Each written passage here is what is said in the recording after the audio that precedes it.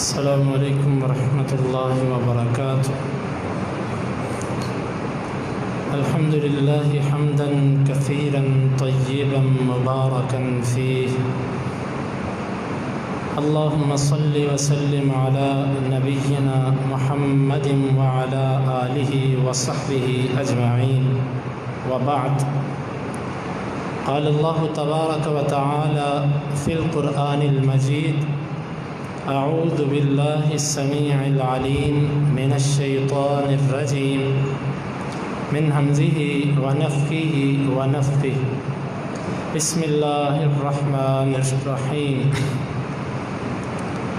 تبارک الذی بیدہ الملک وہو علی کل شیء قدیر، الذی خلق الموت والحیاة لیبلوکم ایکم احسن عملا وہو العزیز الغفور۔ محترم سامعین کرام، میں نے سورہ ملک کی دو پہلی آیات آپ کے سامنے تلاوت کی ہیں۔ ان دو آیات میں سے صرف ایک پہلو پر میں کچھ گزارشات پیش کرنا چاہتا ہوں،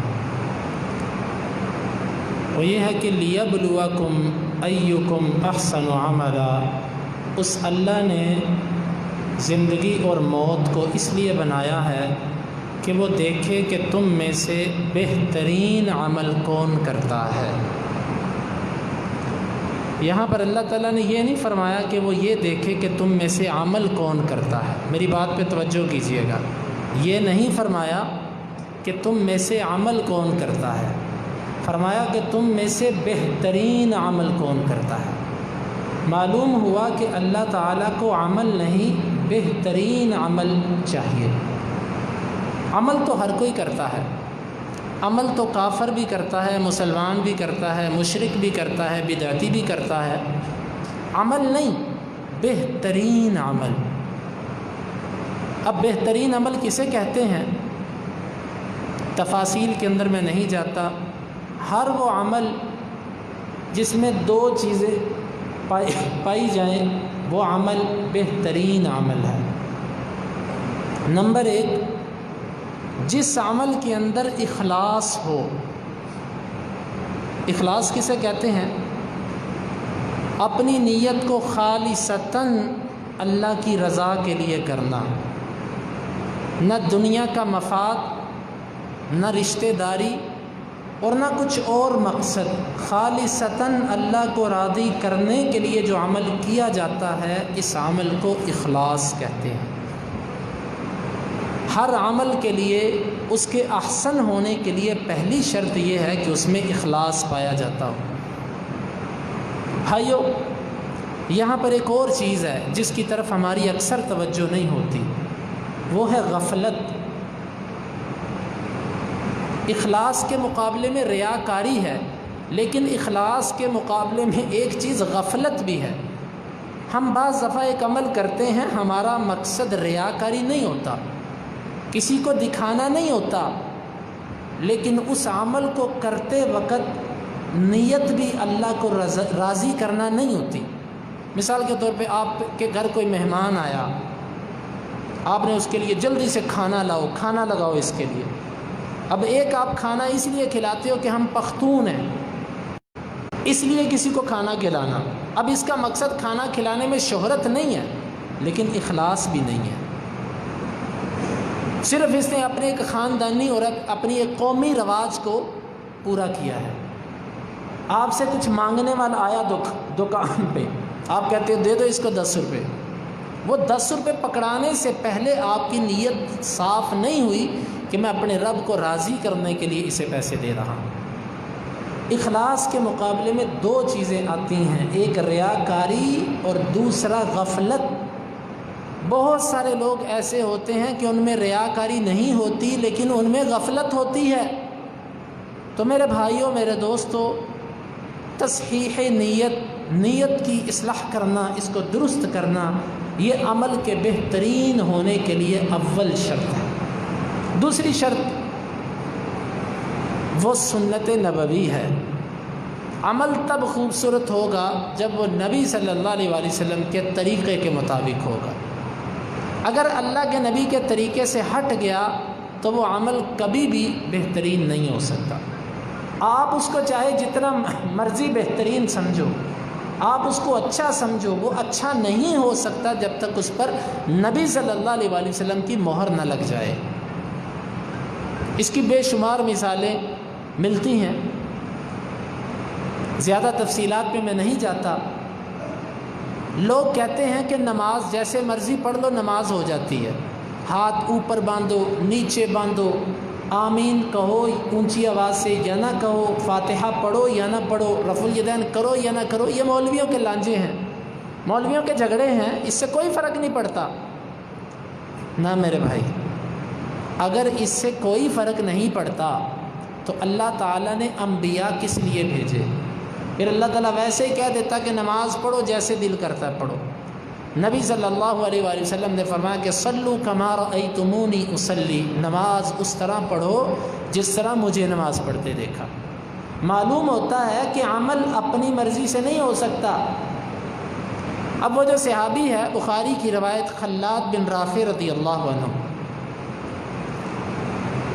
یہ صحابی رسول ہے، مسجد نبوی کے اندر آیا، زمانہ بہترین ہے، نبی صلی اللہ علیہ وآلہ وسلم کے سامنے انہوں نے نماز پڑھی۔ 4 قسم کی خوبیاں ہیں نماز پڑھنے والا صحابی، جس زمانے میں پڑھی گئی وہ سب سے بہترین، جس جگہ پہ پڑھی گئی وہاں ایک نماز 1000 کے برابر، اور جس نبی کے سامنے پڑھی وہ سارے نبیوں کا امام۔ 4 قسم کی خوبیاں ہیں، نماز پڑھی لیکن اس کے باوجود آپ نے فرمایا ارجع فصل فإنک لم تصلی، واپس چلے جاؤ، تم نے نماز نہیں پڑھی۔ صحابی کو نبی صلی اللہ علیہ وآلہ وسلم کہتے ہیں کہ تم نے نماز نہیں پڑھی، جب اس کا یہ حال ہے کہ جن کے بارے میں قرآن کہتا ہے کہ رضی اللہ عنہم ورضوا عنہ، تو ہم جب عام مسجد کے اندر نماز پڑھیں، ایک عام امام کے پیچھے پڑھیں اور فتنوں کے زمانے میں پڑھیں، اور پڑھنے والا بھی نبی کا صحابی اور شاگرد نہیں ہے، تو پھر ہم اگر یہ کہیں کہ جیسے مرضی نماز پڑھ لو، یہ کیسے درست ہو سکتا ہے؟ بھائیو، صحابی کا عمل بھی اس وقت تک قابل قبول نہیں جب تک نبی صلی اللہ علیہ وآلہ وسلم کے طریقے پر نہ ہو۔ تو معلوم ہوا کہ بہترین عمل وہ ہے جس میں 2 چیزیں پائی جائیں، ایک اخلاص اور دوسرا اتباع۔ یہ 2 چیزیں عمل کے بہتر ہونے کے لیے ضروری ہیں۔ اب آئیے، عمل ہیں کتنی طرح کے؟ دین اسلام 4 چیزوں کا خلاصہ ہے۔ پہلی چیز عقائد، دوسری چیز اعمال، تیسری چیز معاملات، چوتھی چیز اخلاقیات۔ کچھ لوگ ایسے ہیں انہوں نے عقائد پہ توجہ دی، باقی 3 چیزوں کو چھوڑ دیا کہ جی عقیدہ درست ہونا چاہیے، عقیدے کے اندر شرک اور بدعت نہ ہو، بس اس پر زور دیا۔ باقی عمل کے بارے میں وہ متساہل ہیں کہ نماز جیسے مرضی پڑھو، کوئی بات نہیں، باقی معاملات جیسے دل کرتا کرو۔ یہ تقصیر ہے، کمی ہے، کوتاہی ہے۔ بعض لوگوں نے اعمال پر تو توجہ دی، عقائد پر بھی توجہ دی، عمل پر بھی توجہ دی، لیکن معاملات، ان کے کاروباری معاملات دیکھیں، ان کا لین دین دیکھیں، دکان پہ بیٹھ کے ان کا جھوٹ بولنا دیکھیں، وراثت کے معاملات میں بہنوں کے ساتھ ہوتی ہوئی زیادتی دیکھیں، یہ کس قدر ظلم ہے۔ اللہ تعالیٰ نے تو آپ کو احسن عمل کرنے کے لیے بھیجا ہے، اور عمل 4 طرح کے ہیں۔ جب تک چاروں چیزوں میں حسن نہیں پیدا ہوتا، احسن نہیں آتا، اس وقت تک عمل قابل قبول نہیں ہے۔ پھر معاملات، تجارت کے، وراثت کے، قرض کے، اور جتنے بھی معاملات ہیں، نکاح، طلاق، یہ سب معاملات ہیں، ان کو سنت طریقے کے مطابق نبھانا۔ اور چوتھی چیز اخلاقیات۔ اخلاق بہت بڑی چیز ہے بھائیو۔ اخلاق، ایک حدیث کے اندر آتا ہے کہ مومن انسان اپنے اچھے اخلاق کی وجہ سے اس آدمی کے درجے پر پہنچ جاتا ہے جو ساری رات قیام کرتا ہے اور دن کو روزہ رکھتا ہے اچھے اخلاق کی وجہ سے۔ اور بعض دفعہ ایک انسان اپنے برے اخلاق کی وجہ سے باوجود نیک ہونے کے، نمازی ہونے کے، لوگوں کو اپنی زبان سے، اپنے عمل سے اتنی اذیت دیتا ہے کہ قیامت کے دن اس کے جتنے اعمال ہوں گے وہ بد اخلاقیوں کی وجہ سے ضائع ہو چکے ہوں گے، اس کا اجر لوگوں کو مل جائے گا۔ تو میرے محترم سامعین، 4 چیزیں دین اسلام کا خلاصہ ہیں۔ ہم میں اکثر لوگ ایک چیز پر توجہ دیتے ہیں، 2 پر توجہ دیتے ہیں، لیکن تمام دین پر ہماری توجہ نہیں ہے، جبکہ قرآن کہتا ہے ادخلوا فی السلم کافہ، اسلام میں پورے کے پورے داخل ہو جاؤ۔ اب عقائد کیا ہیں؟ عقیدہ اللہ رب العالمین کے بارے میں، انبیاء کے بارے میں، فرشتوں کے بارے میں، کتابوں کے بارے میں، تقدیر کے بارے میں، مرنے کے بعد اٹھائے جانے کے بارے میں، یہ 6 اصول ہیں عقیدے کے۔ جتنی عقیدے کی ابحاث ہیں وہ ان 6 چیزوں سے باہر نہیں ہیں۔ اللہ تعالیٰ کے بارے میں عقیدہ، پہلی بات اللہ تعالیٰ کے وجود کو تسلیم کرنا کہ اللہ تعالیٰ کا وجود ہے۔ بہت سارے لوگ اللہ تعالیٰ کے وجود کے منکر ہیں، اس کا وجود کیسا ہے ہمیں معلوم نہیں ہے، کما یلیق بشانہ، جس طرح اس کی شان کے لائق ہے۔ اس کے وجود کو تسلیم کرنے کے بعد اس کے مکان کو تسلیم کرنا کہ اللہ تعالیٰ عرش پر ہے۔ بہت سارے لوگ ایسے ہیں انہوں نے اللہ تعالیٰ کے مکان کو تسلیم نہیں کیا، اس پر شکوک و شبہات۔ کچھ لوگوں نے تو کہا کہ ہر چیز اللہ ہے، وحدت الوجود، گمراہ قسم کے صوفیاء کا عقیدہ۔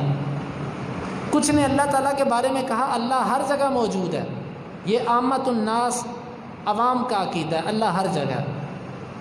اور جو مولوی ہیں انہوں نے کہا کہ اللہ کہیں بھی نہیں، جہات ستہ سے خالی ہے، نہ اوپر نہ نیچے، نہ دائیں نہ بائیں، نہ آگے نہ پیچھے۔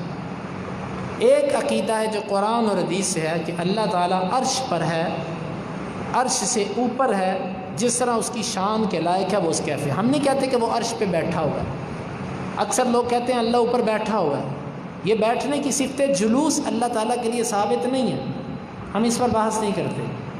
بس اللہ تعالیٰ عرش سے اوپر ہے، وہ عرش کا محتاج نہیں ہے۔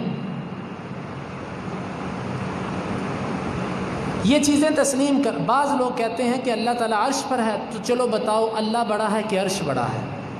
اگر تم کہو اللہ تعالیٰ بڑا ہے تو بڑی چیز چھوٹے عرش پہ کیسے آ گئی؟ اور اگر تم کہو کہ عرش بڑا ہے تو اللہ اکبر، اللہ سب سے بڑا ہے، اس کا کیا معنی ہوا؟ یہ گمراہ قسم کے متکلمین کے اعتراضات ہیں، حالانکہ ان کو معلوم نہیں کہ یہ اعتراض ان پر بھی آتا ہے۔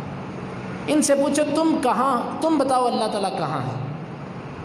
وہ کہتے ہیں جی، مولوی سے پوچھو کہ وہ کہے گا اللہ لا مکان ہے۔ ہم پوچھتے ہیں کہ وہ مقام جسے تو لا مکان کہتا ہے وہ اللہ تعالیٰ سے بڑا ہے؟ نعوذ باللہ کہ اللہ تعالیٰ اس سے بڑا ہے۔ اگر وہ کہے کہ وہ لا مکان جو جگہ ہے وہ اللہ سے بڑی ہے، تو پھر جو اعتراض تم نے ہم پر کیا تھا وہ تم پر بھی آ گیا۔ اور اگر تم کہو کہ نہیں وہ جگہ چھوٹی ہے تو پھر ما ہوا جوابکم فہو جوابنا۔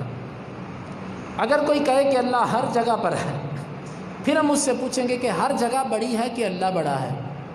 اگر وہ کہے کہ اللہ بڑا ہے تو پھر وہی اس کے والا کفریہ اعتراض کہ بتاؤ بڑی چیز چھوٹی پہ کیسے آ گئی؟ اور اگر وہ کہے کہ ہر جگہ بڑی ہے اور اللہ نعوذ باللہ چھوٹا ہے تو کفر ہو گیا۔ یعنی کہ جو اعتراض یہ کریں گے عرش پر، وہی اعتراض ان کے عقیدے پر بھی ہوتا ہے۔ تو مختصر یہ کہ اللہ تعالیٰ کے بارے میں یہ تسلیم کرنا کہ اللہ تعالیٰ عرش پہ ہے۔ اور پھر اللہ تعالیٰ کی صفات، جتنی صفات اس کی ہیں ان کو بغیر تشبیہ دیے، بغیر ان کے اندر باطل قسم کی تعویل کیے اور بغیر ان کی تفویض کیے کہ ان کا معنی ہے ہی نہیں، یہ ہم بغیر ان سب گمراہیوں کے اللہ تعالیٰ کی ساری صفات کو تسلیم کرتے ہیں۔ بعض لوگ کہتے ہیں جی اللہ تعالیٰ کا ید نہیں ہے، ہاتھ نہیں ہے اللہ تعالیٰ کا۔ کیوں؟ اگر ہم یہ تسلیم کر لیں کہ اللہ کا ہاتھ ہے تو ہمارا بھی ہاتھ ہے، یہ مشابہت ہو گئی۔ میری ایک دفعہ ایک ماتریدی سے بحث ہوئی لاہور کے اندر، وہ یہی بات کرنے لگا۔ میں نے اس سے کہا چلو اللہ تعالیٰ کا ید نہیں ہے، کہتا ہے نہیں، ہاتھ نہیں ہے۔ میں نے کہا کیوں؟ کہتا ہے مشابہت ہوتی ہے۔ میں نے کہا اللہ تعالیٰ کا وجود ہے؟ کہتا ہے وجود تو ہے۔ میں نے کہا تمہارا وجود ہے؟ میرا وجود بھی ہے۔ میں نے کہا مشابہت ہو گئی، تمہارا بھی وجود اللہ کا بھی وجود، مشابہت ہو گئی۔ خود ہی کہنے لگا کہ نہیں، میرا وجود ویسا نہیں ہے نا جس طرح اللہ کا ہے۔ میں نے کہا ماشاء اللہ، کتنی پیاری بات کی تم نے۔ اگر تمہارا وجود اللہ کے وجود جیسا نہیں ہے تو تمہارا ہاتھ اللہ کے ہاتھ جیسا کیسے ہو گیا؟ ہم یہ کب کہتے ہیں کہ اللہ کا ہاتھ ویسا ہے جیسا ہمارا ہاتھ ہے؟ ہم تو کہتے ہیں کہ اللہ تعالیٰ کا ہاتھ ہے، وہ کیسا ہے جس طرح اس کی شان کے لائق ہے۔ اللہ تعالیٰ کی جمیع صفات کو ہم اسی طرح مانتے ہیں، بغیر اس کی کیفیت بیان کیے، بغیر اس کو تشبیہ دیے۔ یہاں پر کچھ دقیق بحثیں ہیں، ہم ان کی طرف نہیں جانا چاہتے۔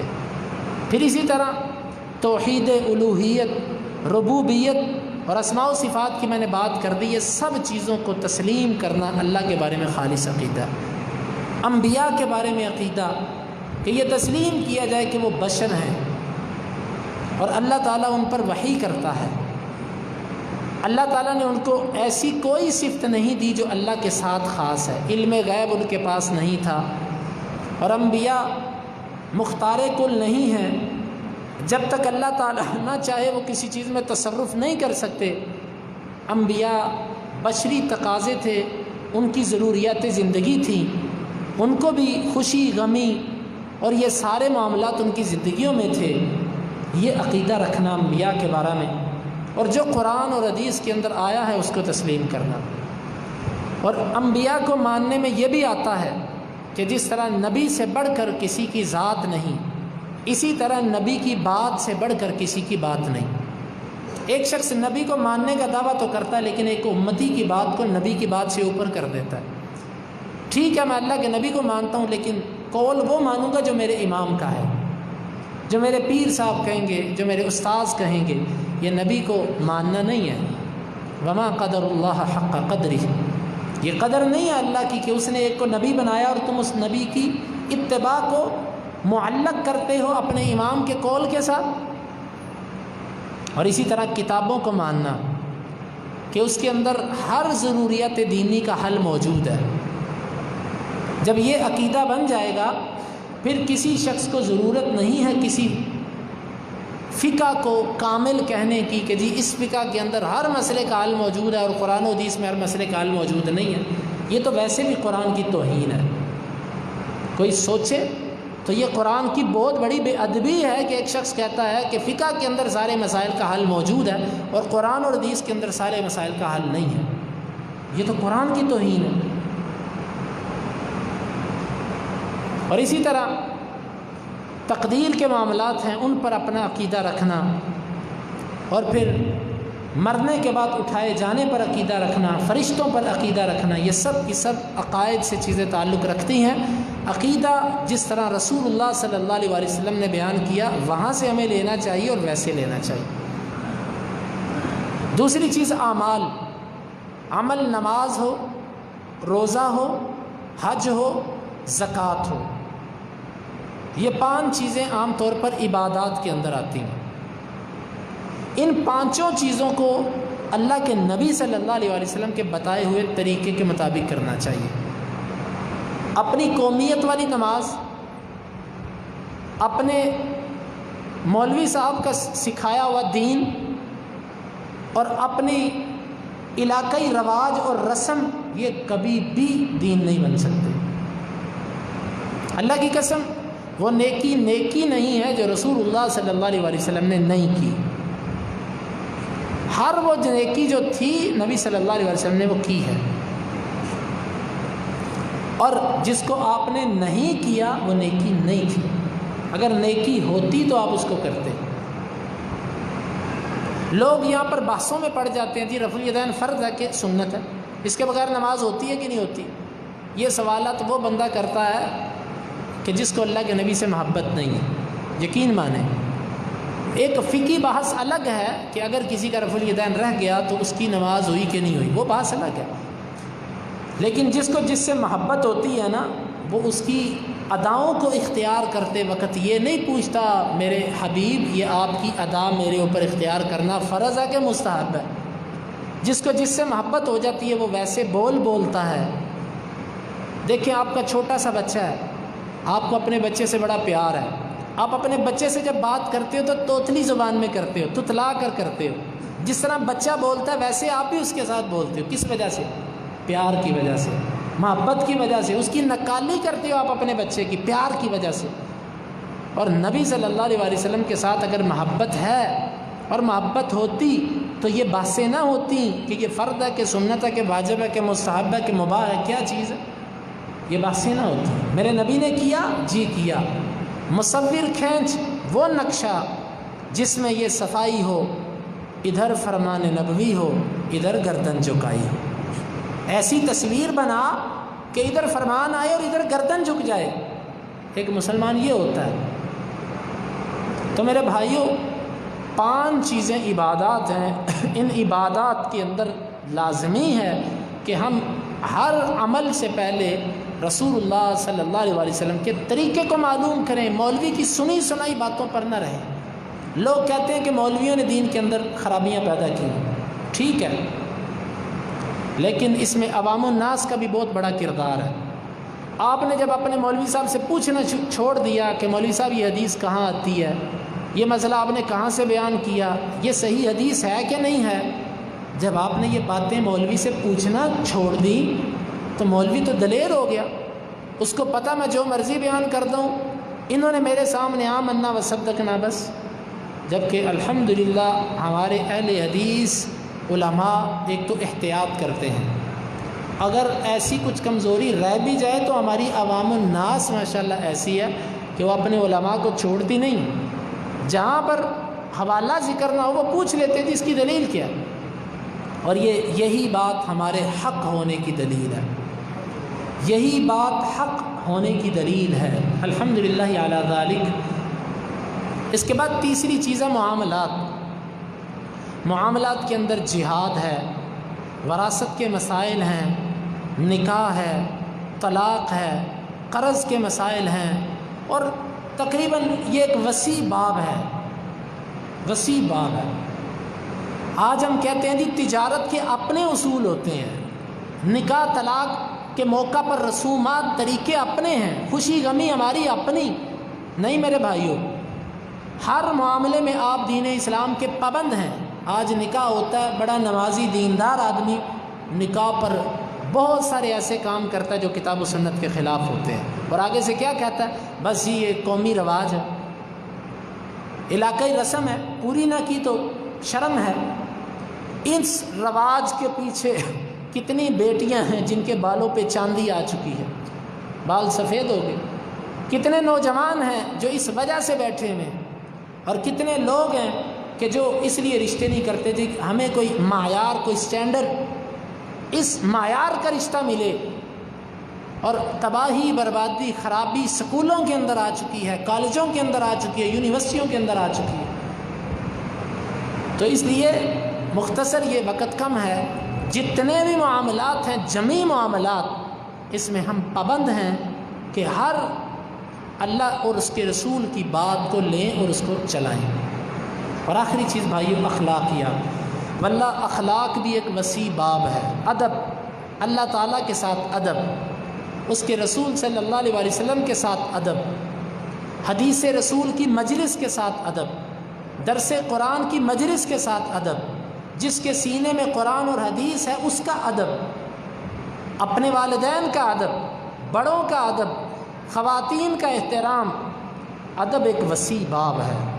خاموش اے دل، بھری محفل میں چلانا نہیں اچھا، ادب پہلا قرینہ ہے محبت کے قرینوں میں، جب ادب نہیں تو محبت نہیں، پہلے ادب آتا ہے، جہاں پر ادب نہیں ہوتا وہاں پر محبت نہیں ہوتی۔ آپ کو جس سے محبت ہوگی نا، سب سے پہلے اس کا ادب اور احترام آپ کے دل میں آ جائے گا، آپ اس کو ناراض نہیں کرو گے، کیوں؟ آپ کو اس سے محبت ہے اور اس کے تمام آداب کا لحاظ رکھو گے۔ بھائیو مسجد کا ادب کیجئے، قرآن کا ادب کیجئے، حدیث کا ادب کیجئے، ایک مسلمان کا ادب کیجئے۔ کوئی بات نہیں، المؤمن الذی یخالط الناس ویصبر علی اذاہم خیر من المؤمن الذی لم یخالط الناس ولم یصبر علی اذاہم۔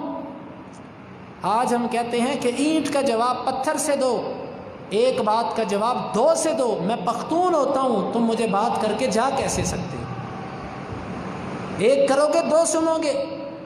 بھائی آپ پختون بعد میں ہو، مسلمان پہلے ہو۔ قومیت پنجابی، سندھی، بلوچی، دنیا کے جتنے ملک ہیں، قومیت بعد میں، اسلام پہلے۔ ادب بہت بڑی چیز ہے واللہ۔ جب ادب آتا ہے کسی بندے کے اندر تو پھر اس کی زندگی کا طریقہ ہی، طرز ہی بدل جاتا ہے۔ عمر بن عاص رضی اللہ عنہ کی روایت ہے صحیح مسلم کے اندر، وہ کہتے ہیں کہ میرے اوپر 3 قسم کے ادوار گزرے ہیں۔ پہلا دور وہ تھا کہ اگر میں اس دور کے اندر فوت ہو جاتا تو میں یقیناً جہنم میں جاتا۔ وہ دور کون سا تھا؟ کہ جب میں اسلام نہیں لایا تھا، اور نعوذ باللہ من ذالک، مجھے دنیا میں سب سے برا چہرہ نعوذ باللہ محمد صلی اللہ علیہ وسلم کا دکھائی دیتا تھا۔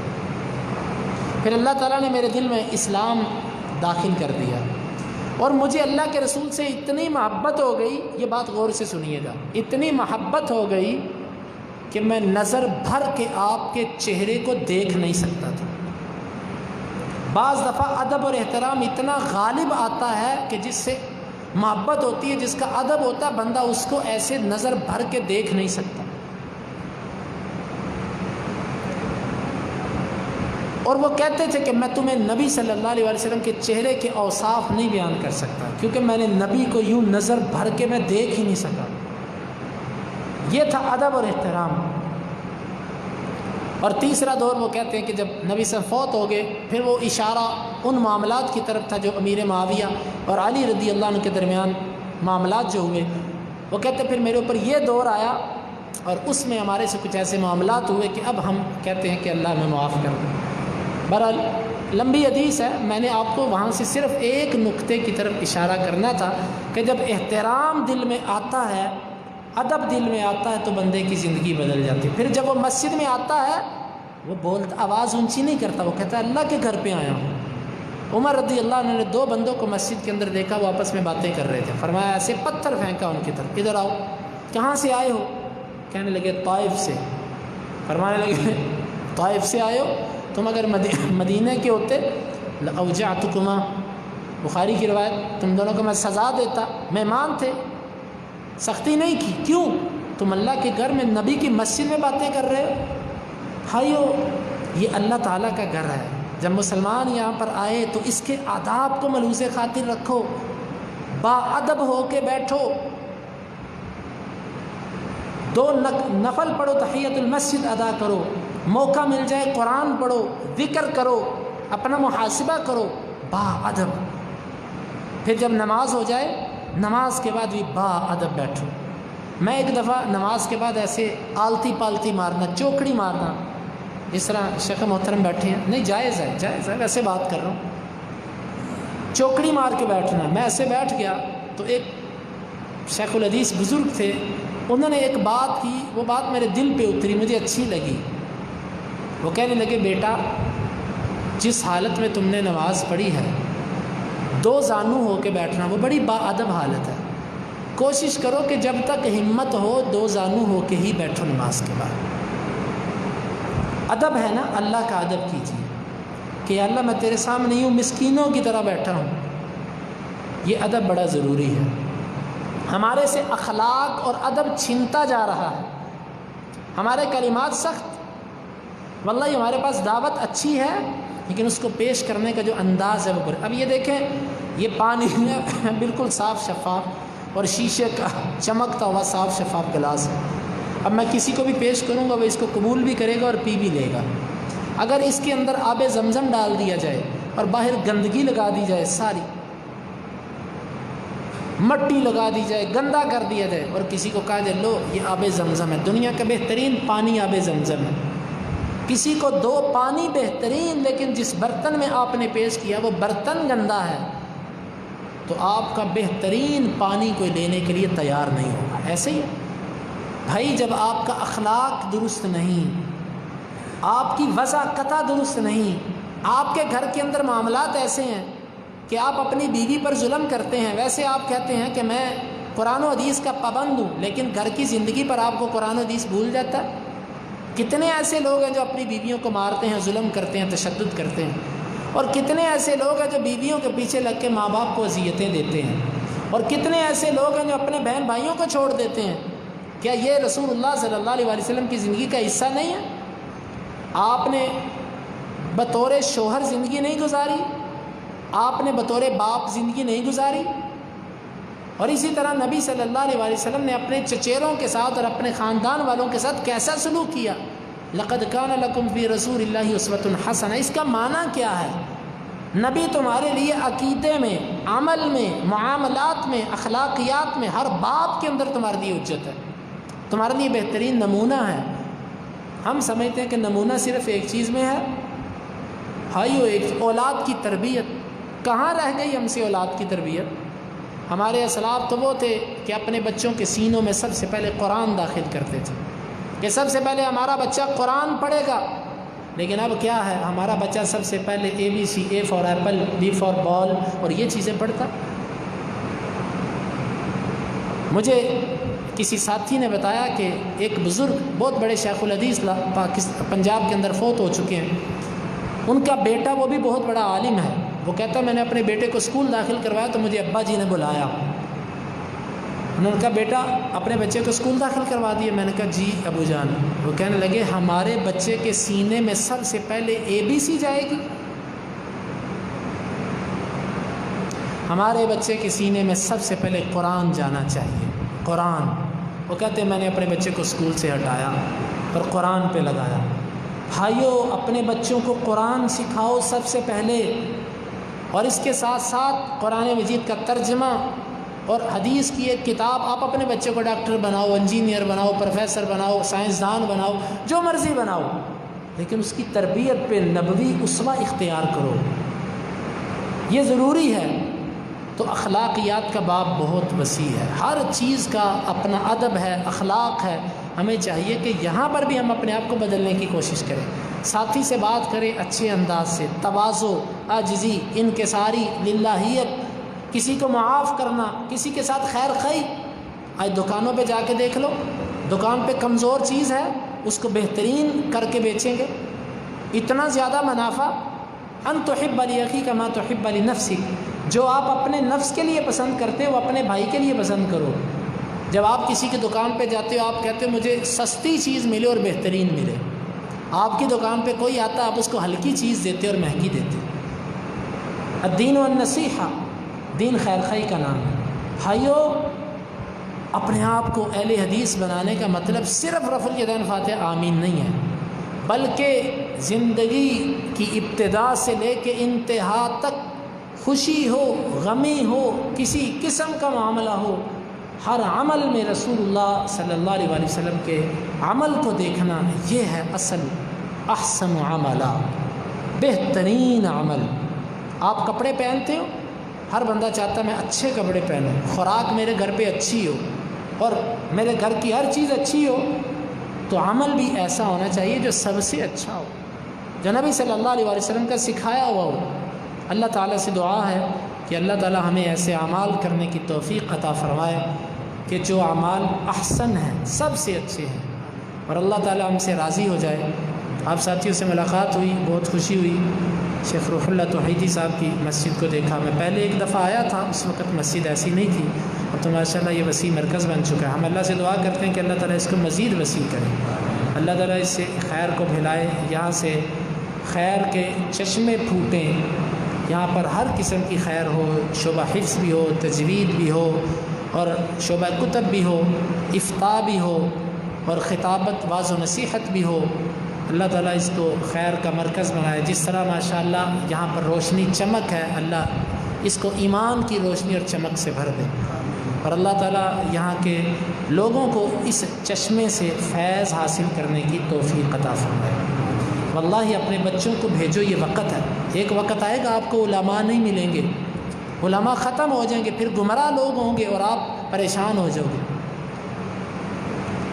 کھیتوں کو دے لو پانی، بہہ رہی ہے گنگا، کچھ کر لو نوجوانوں چڑھتی جوانیاں ہیں۔ ابھی وقت ہے، یہ گنگا بہہ رہی ہے، پانی بہہ رہا ہے، اس سے فائدہ اٹھائیے۔ قرآن اور حدیث کا درس اگر ہوتا ہے تو اس میں بیٹھو، خود بھی بیٹھو، اپنے بچوں سے بھی کہو کہ درس قرآن میں بیٹھو۔ اللہ کی بات ہوتی ہے، آپ جوتا پکڑ کے مسجد سے نکل جاتے ہیں۔ آپ کا کیسے دل کرتا ہے کہ اللہ کی بات کو پشت کر کے آپ مسجد سے نکل گئے؟ درس حدیث ہو، اللہ کے نبی کی بات ہو رہی ہے اور آپ مجلس سے اٹھ کے چلے جاؤ، پیٹھ کر کے حدیث کو چلے جاؤ۔ مجبوریاں تو الگ چیز ہے نا، کوئی مجبوری ہو تو الگ بات ہے، لیکن عادت بنا لینا نیند کی وجہ سے، کاروبار کی وجہ سے، بھائیو یہ ادب نہیں ہے۔ ہمیں کوشش کرنی چاہیے کہ یہاں سے ہم خیر حاصل کریں۔ تو اللہ تعالیٰ اس مرکز کو، اس ادارے کو آباد رکھے، یہاں سے اللہ تعالیٰ خالص کتاب و سنت کے جو صاف چشمے بہہ رہے ہیں، اللہ تعالیٰ ان کے اندر برکت ڈالے اور اللہ یہاں سے خیر پھیلائے۔ اللہ ہمارے بھائی شیخ کو بھی مفتاح خیر اور مغلاق شر بنائے۔ اللہم انفعنا بما علمتنا وعلمنا ما ينفعنا وزدنا علما وآخر دعوانا ان الحمد للہ رب العالمین۔